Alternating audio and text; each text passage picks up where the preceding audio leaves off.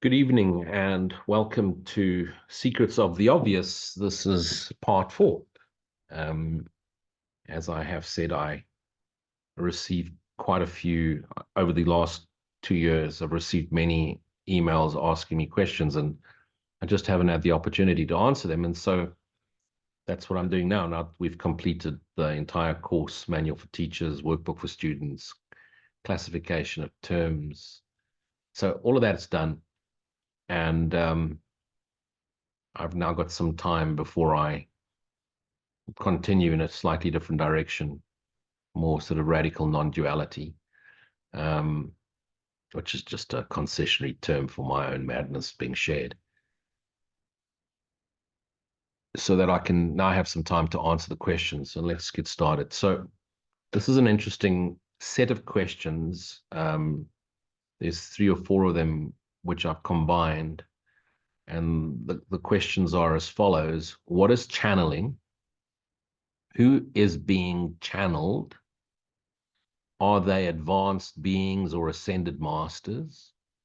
This is a good question. Where are they who are being channeled? Where are they? Does a channeler, someone who channels, have special gifts? The beings that are channeled, like Jesus and Abraham,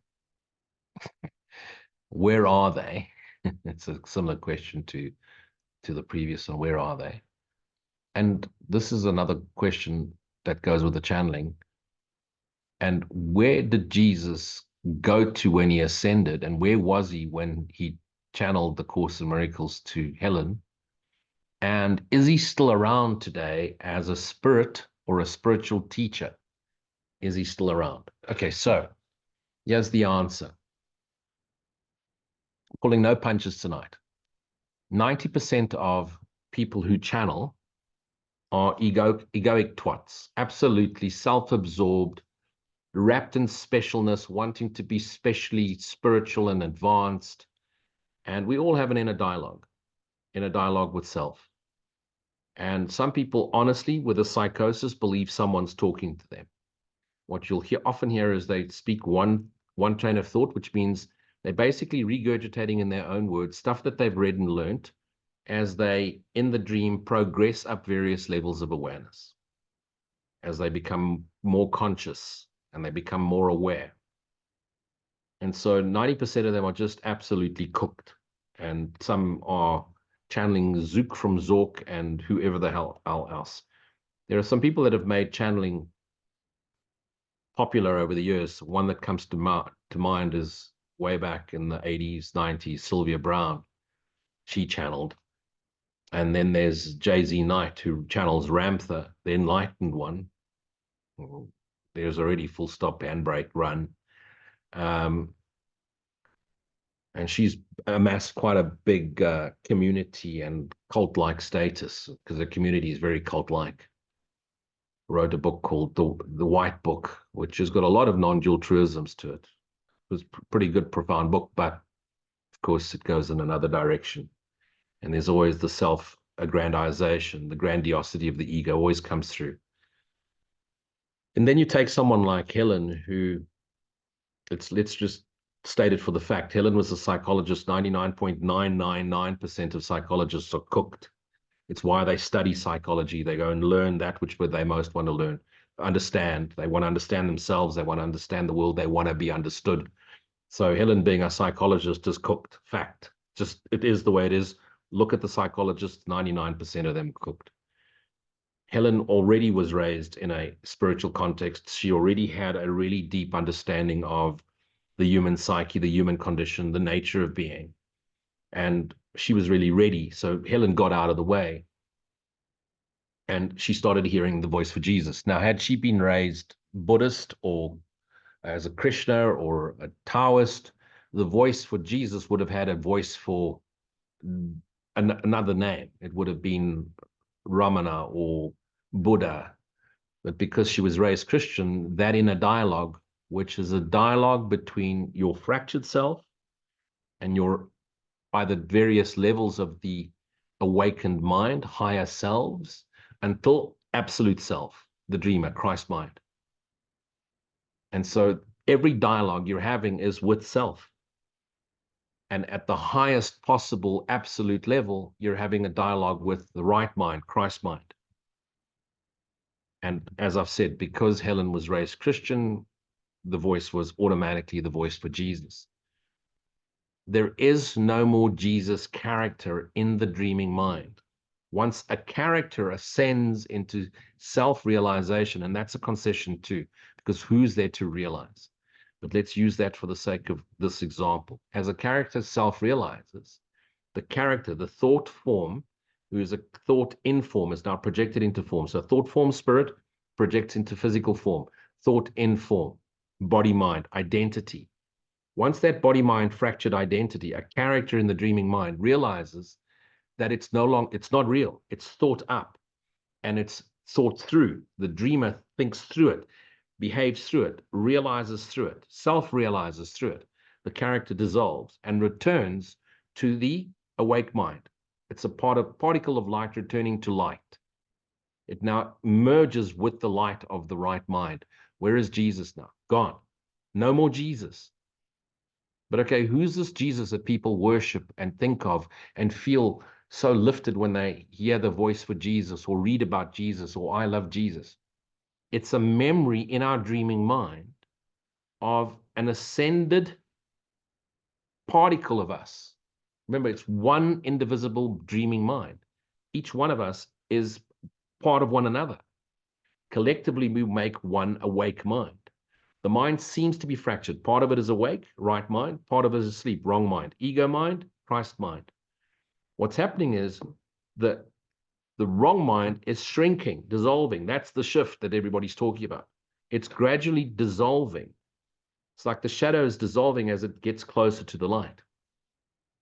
So who are these people or ascended masters that certain channelers are channeling? They're just aspects of our fractured self at varying levels of conscious awareness. Obviously, we're not going to channel someone unconscious, but varying levels of consciousness, if the channeler is open-minded enough, that channel is open, we're receiving communication from all our fractured selves. That's what a psychic person could do. Psychic person is receiving, what's called psychic, is just open to receiving communication from its fractures. It doesn't need verbal dialogue. It's tapping into thought.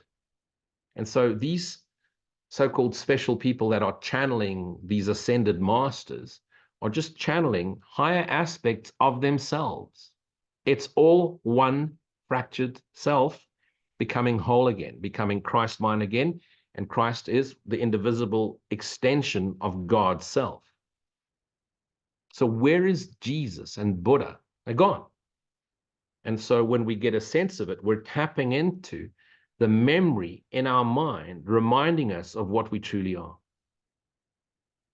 And that's why at some level up the ladder of non-duality in A Course in Miracles, you need to realize the hand that appeared to hold your hand symbolically, the voice that appeared to speak to you symbolically, is now your own inner voice, your own hand.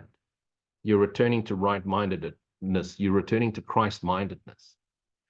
And at some stage in your conscious evolution to full awareness, you will dissolve the identity. And when you finally put this body down at the end of this life, you will no longer, as thought form, spirit, have to return to thought in form, body, mind, because you will have dissolved any form of identification with separation. And the essence energy that animates you, the life spark that animates you, the spirit that animates you, will return fully awakened to the awake right mind, one less character playing in the dream. So is Jesus still around? Only as a memory, because memory is in dream. Once we're awake, there's no memory. In awake, there's just pure presence. Presence of what? The essential nature, the essence energy, which is the primordial essence energy, which is God. So when people speak to Jesus, they're speaking to a memory of our forgotten self that had come to a level of self-realization. Okay, I hope that clears that one up. So be very wary of these channelers. Most of them are in need of medication. That's going to upset. I'm sure I'm going to get a few emails on that one now. What happens to us on a practical, that's the next question. What happens to us on a practical and physical basis once we awaken to self? What does it feel like? Well, you're obviously assuming I've awoken to self. I have not. If I did, I'd be completely quiet. I wouldn't be talking to you. I, like all of you, are in process. If I wasn't, I wouldn't be here talking to you. I have moments of complete clarity and total conviction, and I have moments where I'm wrapped up in doggy doodle and horseshit and all sorts of other nonsense. And so I teach as a way to remind myself of what I am. It's as part of my processing. The more I speak it, the more it reinforces it. It goes from belief to knowing. And so as I started searching. I was on the path of searching from the age of about 9. And I really went very deeply into it after my brain tumor at the age of 33 when I came out of the coma. And so I've pretty much dedicated the rest of my adult life, so the last 25 years, to really understanding my essential nature, the source of this appearance. And that is what's brought me to the non-dual understanding. And the non-dual understanding, at a certain stage, the understanding became all-pervading, and there was a transcendence of understanding into knowing. And that's what most people refer to as enlightenment or awakening. Now, there's immediately this myth that you awaken, and from now onwards, it's just angel music and bliss. It's not that. At a certain stage, there's just the light is always, we're in the light, but it seems to be behind us. There's the light of awareness, the essential nature of what we are. As we start to transcend, the physicality dissolves and the light comes through. So at some stage, the light starts coming through. And the light's always been there. And at a certain stage, the light will completely envelop the shadow self, which will start to dissolve, but it doesn't disappear completely. The body hasn't disappeared yet. The personality hasn't disappeared yet. The character, the human, the quirks, the nuances, the latent tendencies, the habitual patterns, they're still there. They just start fading. They're no longer the dominant driving force. The dominant driving force now becomes a joyful, peaceful, all-encompassing, all-loving nature. It's all accepting. There's less aggression.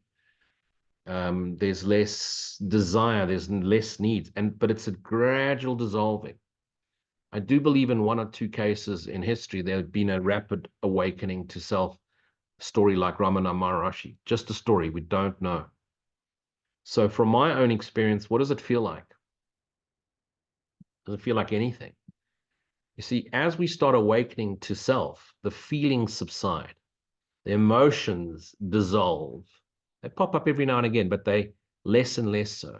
So feeling, it's less of a feeling, it's more of a sense awareness. And it's just a gentle sense awareness. Rupert Spira says it's nothing more exciting than drinking a cup of tea. I can't think of anything worse than drinking tea, so I wouldn't like to compare it to that. So it's just like having a really good first cup of coffee in the morning, Greek coffee with a cigarette. It feels like that. It's just a nice experience, but it's more than an experience. It's a sense awareness. It's a sense of knowing. It's a realization of our true essential nature. And at that moment of the realization of our essential nature, we know that that essential nature is our shared nature with our source energy, God. We instantly know that that essential nature is pure energy, pure light, and that it's always extending from nowhere, but everywhere simultaneously. And it encompasses everything. The judgment stops. Of course, the shadow then returns every now and again. And there's this to and fro for a while. And I think it'll be less and less. Let's say that's the shadow self and this is the light.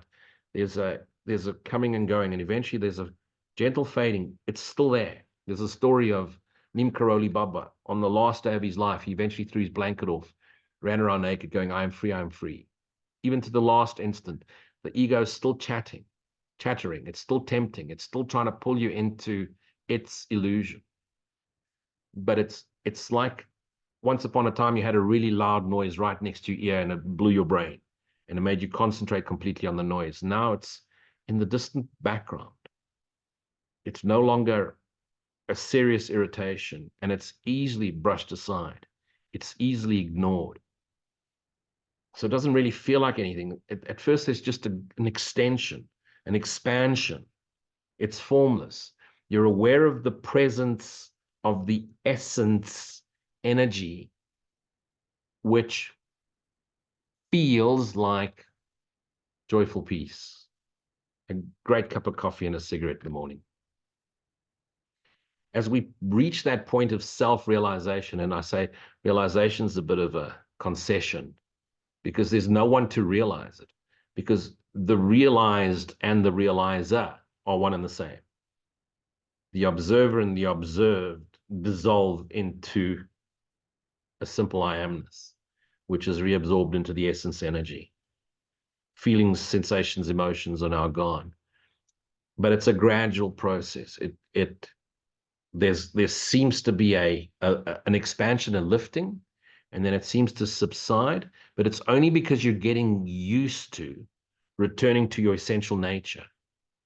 So it seemed like a little jump up, and as the days go by, as long as you remain vigilant and don't get trapped in the egoic trappings, especially in the egoic trappings of now spiritual ego, it just becomes all-pervading, and you start to catch yourself. And the practicing of forgiveness is almost rapid. Like Dr. Hugh Lent teaches, it's just a constant, I'm sorry, please forgive me, thank you, I love you, we are healed. And who are we doing this for? We are responsible for the entire collective. Everything that happens in this world happens in one dreaming mind, and you are as responsible as everybody else in this world because you are part of that one dreaming mind. And when you take full accountability for being the dreamer, the healing starts taking place much more rapidly. And you start to realize, I've done this unto myself. Remember, as I've said before, forgiveness brings us into the awareness that we've done this to ourselves and actually never been done really. So thank goodness. Gratitude accelerates that realization. Abiding in silent stillness makes it all encompassing. So keep practicing. Next question. This was actually sent not too long ago. What do I think about A Course in Love? So someone now has channeled Jesus again, and there seems to be more and more. So once A Course in Miracles came out, now there was a whole lot of them lining up to channel Jesus again. I didn't know anything about A Course in Love. So in other words, A Course in Love to me is just a crazy title. It's a course in being. Just be yourself knowingly. And I mean, how long do you have to study A Course in Miracles before you fully realize the non-duality of it? Why do you need another book? But I had a quick snippet at some of the content of that book that's online. And you can hear they're trying to speak in the same language that whoever wrote it. I didn't even pay attention to the author's name. Not interested. And as soon as I got into it, I realized that person really needs to get a good lay. That's a person desperately seeking for love and desperately seeking for attention and desperately wanting to be loved physically. Stay the fuck away from that. I know some course teachers have said it's a wonderful book and it's a great addition to it. If you like it, please go ahead and read it. I'm not interested. It's just nonsense. Just another person trying to make themselves special and probably earn some money by doing that and feel good about themselves. Does it sound like I'm criticizing? It's well deserved for going out and talking shit and telling you people that Jesus speaks to you. There is no Jesus speaking to anyone. Christ mind, direct communication, self and self, little self, true self. But hey, if it excites you, by all means, go and read it. And if you're desperately seeking Susan type and you're looking for love in all the wrong places, then perhaps it'll give you some hope of a a very special romantic, special love relationship, if that's what you still need in order to make your dream feel more comfortable. And that's about as much as I want to comment, because I'm already hearing the criticism. Anyway, a course in love. There's no course. The best course is going to be silent. And whenever an attack thought comes, practice forgiveness. Whether it's a thought in physical form or thought form in your mind, practice forgiveness. And hey, if you're going to criticize, do it properly. If you're going to tell someone to go away, tell them to fuck off in such a nice way, they never want to come back. This is an interesting one. Next question. I watched you 20 years ago when you launched your first book, A School Called Earth. You were able to tap into past loved ones of those in the audience, and you seemed to know exactly what people were going through and even what they were thinking. You even knew details about their lives, such as what happened to them, in very detailed accounts. How can you do that? Why can't we all do that? And why have you stopped doing those sessions? And then there's another question, what happened to Uriel?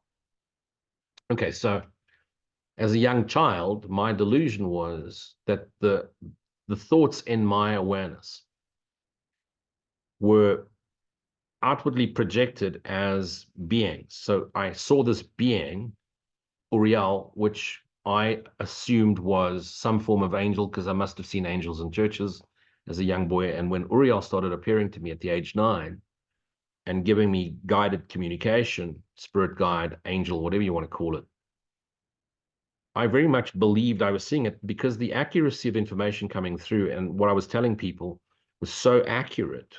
People, places, things, events, their detailed histories, names of their deceased ones, being able to pass on messages from people that have crossed over.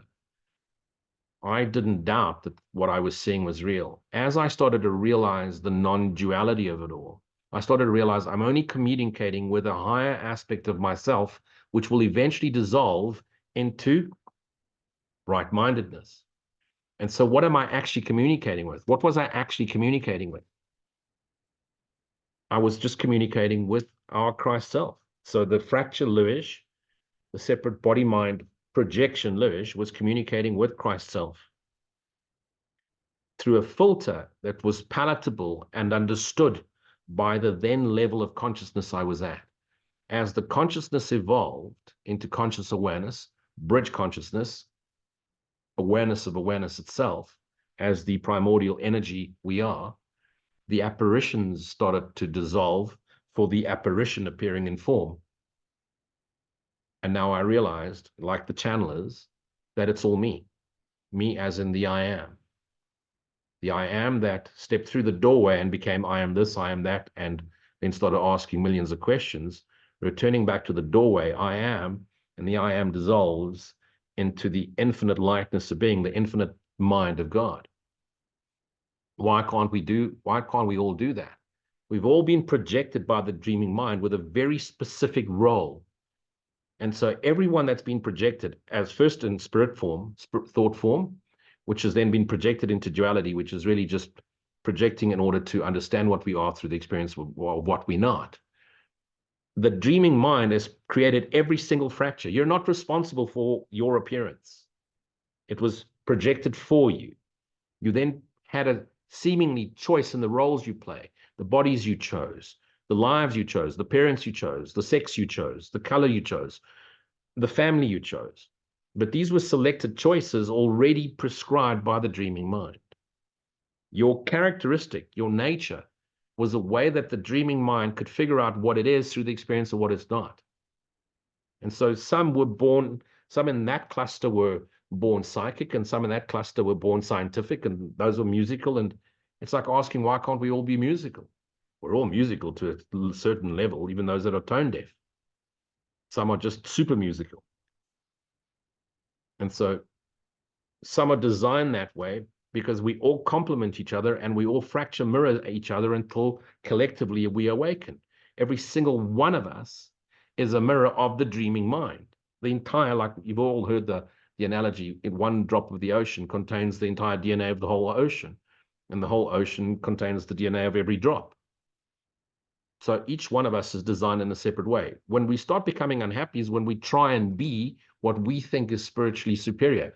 So some people see these channelers and these psychic mediums and these mediums, crazy mediums at large, and now they want to be like them because, oh, look at that person, so popular. They got so many followers. If I was a channeler like them or a psychic like them, I'd be popular too. Just a cry for love. Now, the genuine ones, the ones that are getting the dialogue from a very young age, they came through with that theme in order to awaken to self. It's part of their progression of what seems to be an incarnation cycle in the dream to full awakening. Why have I stopped dreaming? Why have I stopped doing those sessions? Is because I now realize it's only self communicating with self. And if I continued to do it, I would be lying to you. And not everybody's ready to hear that this is the Christ self talking through this fracture to itself. So best I not do that. What happened to Uriel? Uriel was me at a higher level of consciousness. But once I realized Uriel was me at a higher level of consciousness, I also realized that I'm Christ mind too. It's all one indivisible self. How is it that I still know what people are thinking? And I can still tell you exactly what their history was, who they were married to, names, places, people, things, and events. Because we're one indivisible mind. And this aspect, this projection of that one indivisible mind hasn't got all the layers of filters that the rest seem to have. Not that it's any more special. It's a burden until you learn to manage it and look past it and be as normal as possible, which means blend in. Blend in, do your own thing.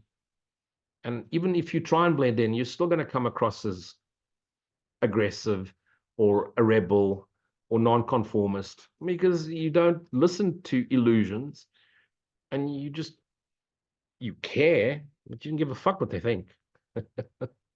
Because if a parrot tells you what to do, you just put it back in its cage and tell it to go away. It's just a parrot. It's just regurgitating biblical nonsense, dogmatic nonsense. Parrots just yap. They only regurgitate. They don't know shit. They poo in the same cage they eat in. Don't listen to parrots. This is an interesting one. Next question. Rupert Spira uses consciousness and awareness synonymously. You don't. Oh, thanks for noticing. Can you explain the difference between consciousness and awareness? Now, I must say, in my opinion, Rupert Spira is the forefront in terms of a Western non-dual teacher. There's been many like him before, and they've used their own language. What Rupert's been able to do, because Rupert really went the progressive path until he came across the direct path. And now, if you look at Rupert, he's really on a pathless path. He is really at the forefront of non-duality teaching, and he's a beautiful being, and just a beautifully natured being. He's like the exact polar opposite to me. I mean, Rupert couldn't hurt a fly. I could destroy a whole country in seconds, and I'd enjoy it in a dream.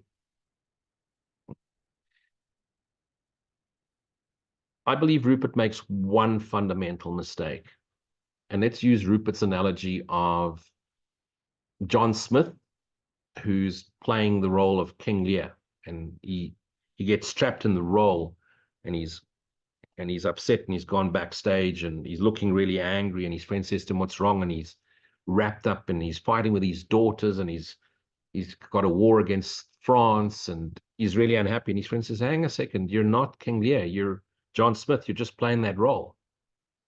And it takes John Smith a few moments, and you're right. I got caught up with the acting. So John Smith, in my opinion, is the dreamer. While John Smith is wrapped up in his role backstage, upset with the characters that he was acting with, he's the wrong mind. Once his friend, the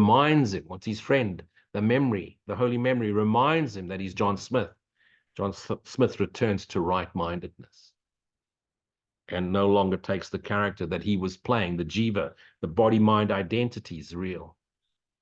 At some stage, John Smith will realize the essence energy which animated John, which made him want to go play as an actor, in order to realize the essence of what John Smith is.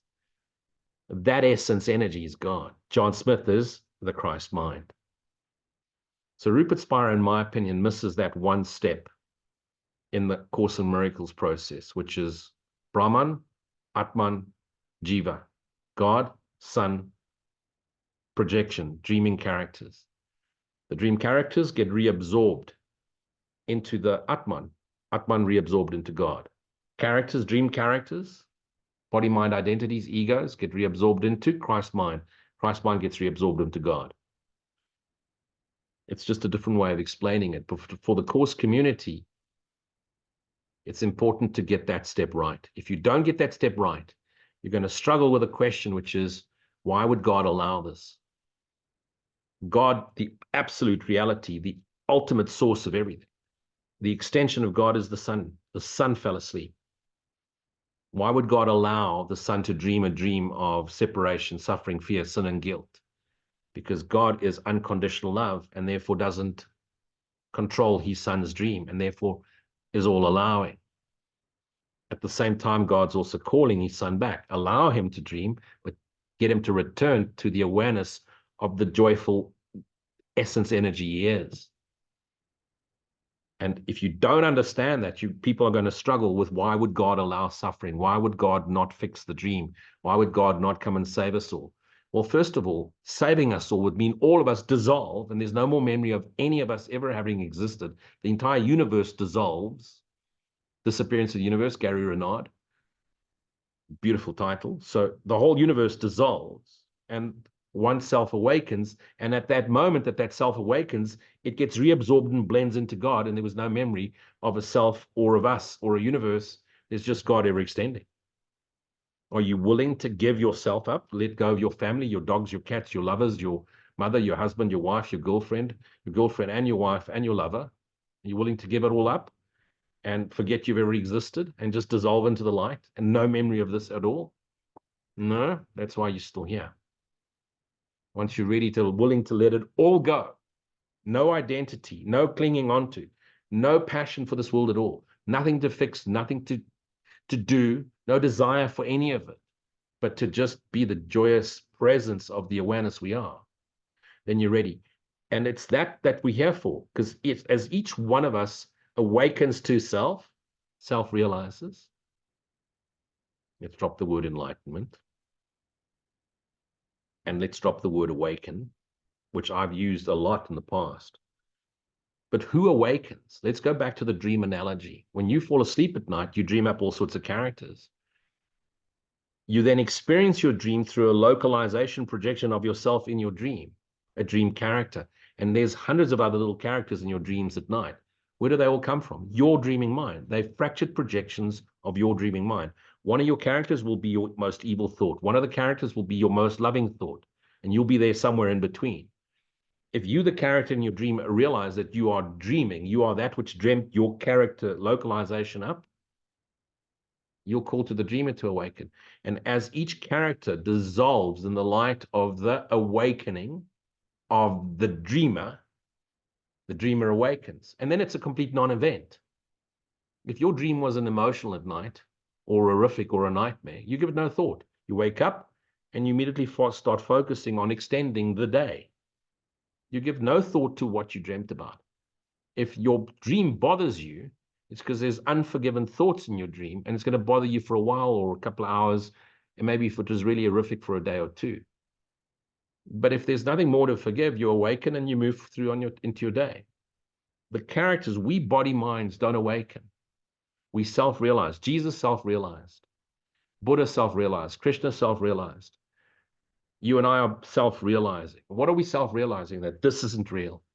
This identity, I'm no longer Lou the this, that, and the other. Lou the CEO, Lou the architect, Lou the bodyguard, Lou all the different roles Lou has played in his life. I'm just this. There's no more title. Yes, I have a job to do. But my greatest joy is sharing my conscious awareness. It gives me great joy to do this. Why? Because it feels peaceful. So don't give it another thought. Just we're awakening to self. So let's get back to really, I want to now answer the question because I've given the background now. Consciousness is the realm of dream. So when I use the word consciousness, I mean what's happening in the dreaming mind, wrong mind. And so at a certain level, there's levels of consciousness, and reality has no levels. So in the dream, there's levels of consciousness. And it goes from complete unconsciousness, you're just instinct, you're an animal, it's just shag, marry, kill, murder. And you start becoming friendly and loving, and you want to then look after community and family. So you start becoming consciously aware. And then there's a stage of awakening to self process begins. It either starts through religion and then later on a spiritual practice. So you start moving onto a bridge across forever. And you start becoming consciously aware. And eventually that consciously aware becomes aware of awareness. And the human consciousness is dropped. The egoic entity, the character's consciousness is dropped. And now we move into pure awareness. As soon as the body is put down, that body-mind entity dissolves, and the essence of itself, the light of itself, returns to the infinite mind, light of awareness. Awareness is abstract and absolute. If we were to try and explain awareness is like trying to explain the Tao. The Tao, awareness, God, unconditional love is the same thing. Pure energy, pure spirit, pure love, unconditional. It's impossible to explain. If I try to explain, immediately I'm out. It is the realm of the Christ mind. The Christ mind is pure awareness. God's mind, pure awareness. There's no object, there's no you, there's no me, there's no distance, there's no space, there's no time. Love is the absence of space, time, and distance. Love is the all-encompassing energy, the primordial energy, the omnipresent energy, which we get glimpses of when we're fully still, fully silent, in total gratitude, no thought, pure awareness, silent stillness. And that is our primordial energy. That is our essential nature. That is our shared nature with Christ and God, because Christ is the extension of God, and we are projections of that Christ mind asleep. Once we awaken to Christ mind, we are the extension again. And so it's just pure energy. And as it filters through our little filtration devices, our little body-mind characters, it feels like joyous peace. So awareness is absolute. It's abstract. It's no objects, people, places, things, and events. Consciousness is still aware of people, places, things, and events. Next question. You say that the dreamer awakens. Yes, I do. And not we characters in the dream. I guess I've sort of answered it already. If so, then who becomes aware of awareness? Do body minds become aware, or does the dreamer become aware? That's a fun. You've actually answered the question. This was a guy, Jock. So you answered your own question. Great question. Yes, the dreamer is becoming aware. The observer dreamer is becoming aware of the contents of his dream as contents of his dream and no longer his reality. And he's becoming aware of his reality, which is the light of awareness, the essence energy, which is God. As the dreamer awakens to self, as the characters are self-realizing, the dreamer is, every character that self-realizes is helping the dreamer become aware of himself. So the right mind never sleeps. The wrong mind's asleep. As the wrong mind starts to dissolve, the right mind keeps extending, keeps expanding, because it's like God, ever extending, ever expanding. And so the dreamer self-realizes. Do we awaken? No, we simply self-realize. How can I awaken? I'm a dream character. But as I realize I'm not real, I bring my awareness into the right-minded awareness of the right mind. So does the dreamer awaken? Yes. Do the characters awaken? No, they simply self-realize and then dissolve into the eternal light of awareness. Always remember, right mind never sleeps. And the dreaming mind is gradually awakening, and awakening means dissolving. Wrong mind is a shadow, and it's returning to the right mind. And as I've said before, and this is important in non-duality, there's a sense that once you get into the non-duality, you just become this amazing teacher, and you start speaking in soft tones, and you wear Jesus sandals and paisley colored whatever, your grandmother's curtains and creams and whites, and now you clasp your hands together and you smile at everybody. You were already born that way if that's your nature. This nature is softening, but it'll never be a Muji. So take that pressure off yourself of having to become enlightened or ascend, or the script's written. Realize you're asleep, practice forgiveness, give gratitude, abide in silent stillness as often as you can until it becomes completely natural to you to be aware of the awareness which is all pervading. And then go out in the world, chop wood, fetch water, feed the kittens, in whichever way you do it, and do it joyously. And if you're ever tempted into anger or guilt or projection, return to the silence. Don't get trapped in arguments. Don't get trapped in judgment. It's very quick. You can very quickly get trapped in judgment. You can observe, you can give your opinion, like I just did a little while ago about Course in Love or something else. Give your opinion. But don't let it sit with you. Don't judge it. Don't let it drag you into the dream content. Have your say with no regrets. If you're going to tell someone to fuck off, do it properly. Do it properly. And make sure they're looking forward to the trip. And then don't give it any more attention. That's my style. I found a way that for me, if someone refuses to change their behavior, someone refuses to stop hurting you, stop betraying you, stop lying to you, stop cheating you of time and space and a fair attention, a fair space-time, because we're in space-time. We've come into duality to self-realize. Don't shoot the duality down.